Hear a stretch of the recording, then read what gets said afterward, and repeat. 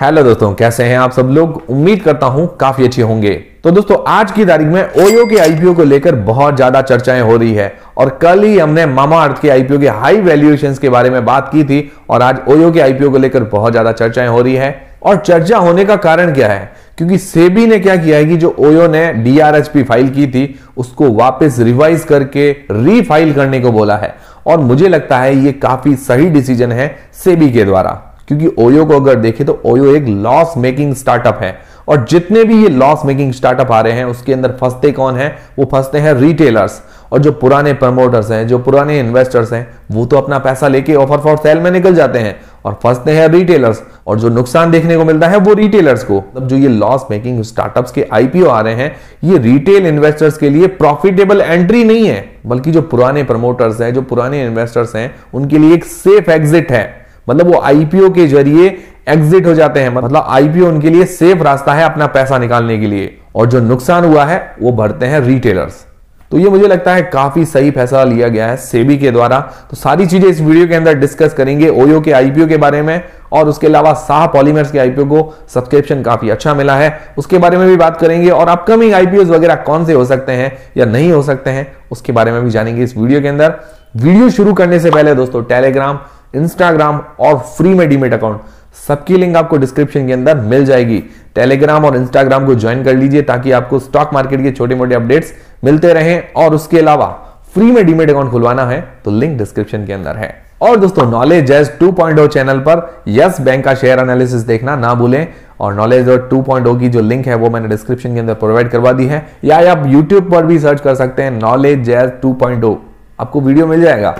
तो दोस्तों, सितंबर 2021 के अंदर ओयो ने अपना डीआरएचपी फाइल किया था और डीआरएचपी के हिसाब से करीब करीब जो 8,430 करोड़ रुपए का ये आईपीओ होने वाला था, जिसके अंदर 7,000 करोड़ तो फ्रेश इश्यू होने वाला था और 1,430 करोड़ रुपए ऑफर फॉर सेल होने वाला था। जो प्रमोटर्स है वो अपनी हिस्सेदारी बेच करके निकल रहे थे। मतलब काफी बड़ी साइज का आईपीओ आने वाला था। और दोस्तों, जैसे ही डीआरएचपी फाइल हुई थी सितंबर 2021 के अंदर, तो jostle and federation of hotel and restaurant association of India उन्होंने सेबी से ओयो के अगेंस्ट कंप्लेंट भी की थी कि ओयो के आईपीओ को सस्पेंड किया जाए क्योंकि उनकी हिस्सेदारी और बकाया को लेकर कुछ प्रॉब्लम चल रही थी। पर सेबी ने इसके आईपीओ को सस्पेंड तो नहीं किया है, डीआरएचपी को रिजेक्ट कर दिया है। डीआरएचपी को वापस रिवाइज करके वापस फाइल करने को बोला है। और देखिए दोस्तों, ये मुझे लगता है काफी अच्छा फैसला है क्योंकि लास्ट ईयर हमने ऐसे कई लॉस मेकिंग स्टार्टअप्स देखे थे जिनके आईपीओ ने शुरुआत में तो अच्छा रिटर्न दिया पर बाद में एकदम से गिर गए और कोई तो शुरुआत के अंदर भी सीधे गिर गए। जैसे पेटीएम का आईपीओ आया था, जोमेटो का आईपीओ आया था, पॉलिसी बाजार का आईपीओ आया था, सारे के सारे फ्लॉप हुए हैं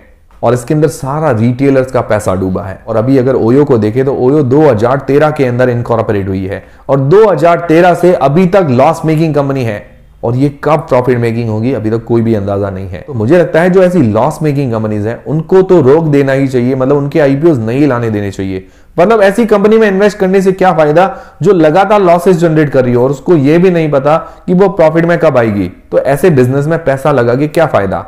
तो दोस्तों, ये जो नए नए स्टार्टअप्स आते हैं ये फेल क्यों होते हैं? तो दोस्तों, सबसे पहली चीज तो ये नए नए जो स्टार्टअप्स आते हैं वो क्या करते हैं, बड़े बड़े इन्वेस्टर से पैसा लेके आते हैं। मतलब जो इन्वेस्टमेंट के लिए पैसा लेके आते हैं, जो बड़े इन्वेस्टर्स होते हैं, जो भी नए स्टार्टअप आते हैं उनमें बड़े इन्वेस्टर्स क्या है कि इन्वेस्ट करते हैं और बाद में आईपीओ के जरिए क्या करते हैं, वो अपने पैसे निकाल लेते हैं। तो शुरुआत के अंदर वो बड़े बड़े इन्वेस्टर से पैसा लेके आते हैं, फंडिंग लेके आते हैं और फिर क्या करते हैं कि कंपनी की ग्रोथ के लिए वो पैसा खर्च नहीं होता है, वो पैसा खर्च होता है मार्केटिंग के अंदर, एड के अंदर खर्च होता है। जो पैसा कंपनी की ग्रोथ के लिए खर्च होना चाहिए, मतलब कंपनी को आगे बढ़ाने के लिए खर्च होना चाहिए, उसका पैसा मार्केटिंग और एड के अंदर खर्च हो जाता है। तो उसके बाद क्या है कि कैश का बर्डन, लोन लगातार बढ़ते जाते हैं, लॉसेस लगातार बढ़ते जाते हैं। तो इस पर तो ध्यान नहीं दिया जाता है बल्कि मार्केटिंग और एड पर पूरा ध्यान दिया जाता है। और जब ये लॉसेस बढ़ते जाते हैं ऐसे स्टार्टअप्स के अंदर, तब ये बड़े इन्वेस्टर्स और जो कंपनी के प्रमोटर क्या करते हैं, आईपीओ लेके आ जाते हैं और आईपीओ के जरिए अपने जो ऑफर फॉर सेल लेके आते हैं और अपनी हिस्सेदारी बेच देते हैं और जो फंसते हैं वो रिटेलर्स।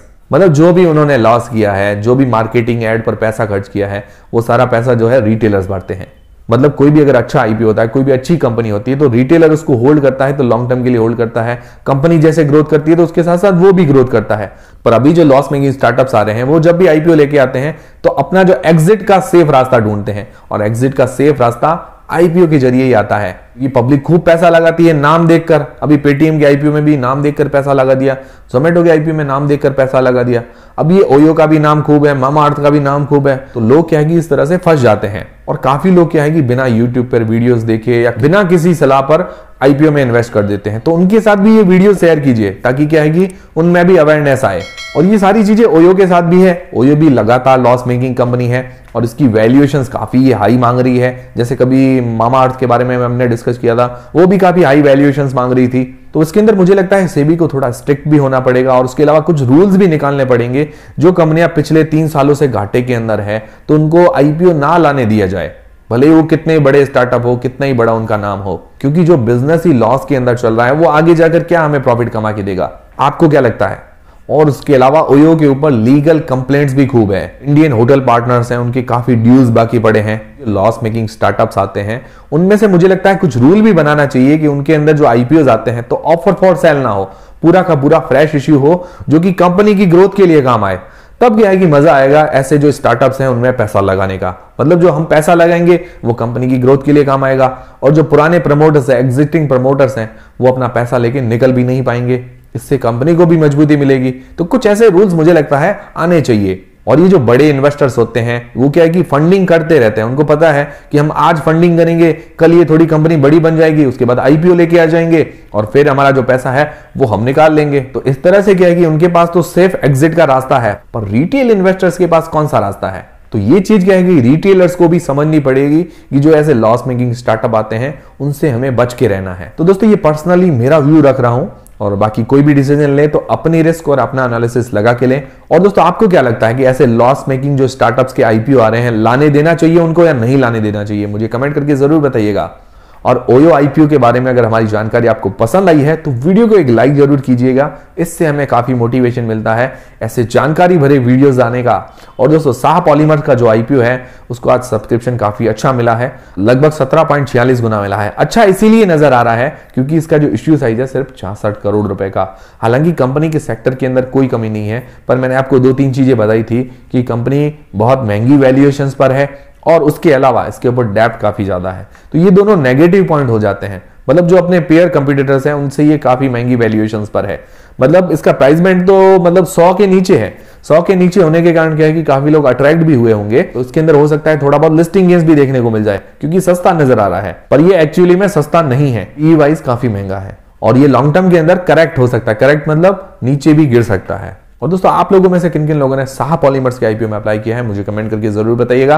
और दोस्तों रेडिएंट कैश मैनेजमेंट का जो आईपीओ है उसके अंदर भी ऐसा ही देखने को मिला और वो कंपनी भी इतनी खास नजर नहीं आ रही थी। उसके अंदर भी 10% जैसा प्रॉफिट देखने को मिला क्योंकि उसका भी प्राइस बैंड जो है 100 के आसपास ही था और छोटा प्राइस बैंड होने के कारण क्या है कि इसके अंदर अच्छा लिस्टिंग गेन्स भी देखने को मिल गया। पर ओवरऑल लॉन्ग टर्म में वो कंपनी भी थोड़ी रिस्की नजर आ रही है। और बाकी दोस्तों ये आईपीओ जो हैं उन पर पर्सनली मेरा व्यू रख रहा हूं और कुछ भी नहीं है। तो कोई भी डिसीजन लें तो अपनी रिस्क और अपना एनालिसिस लगा के लें। और बाकी दोस्तों अभी कोई अपकमिंग आईपीओ की अगर बात करें तो कोई भी अपकमिंग आईपीओ की डेट्स वगैरह अभी तक अनाउंसमेंट नहीं हुई है। जैसे ही कोई अनाउंसमेंट होता है तो तुरंत ही हमारे चैनल पर आपको जानकारी मिल जाएगी। तो उम्मीद करता हूं हमारा वीडियो, हमारी जानकारी आपको काफी पसंद आई होगी। अगर पसंद आई है तो वीडियो को लाइक जरूर करें, चैनल को सब्सक्राइब कर लें और दोस्तों नॉलेज जैज 2.0 पर यस बैंक शेयर का एनालिसिस देखना ना भूलें।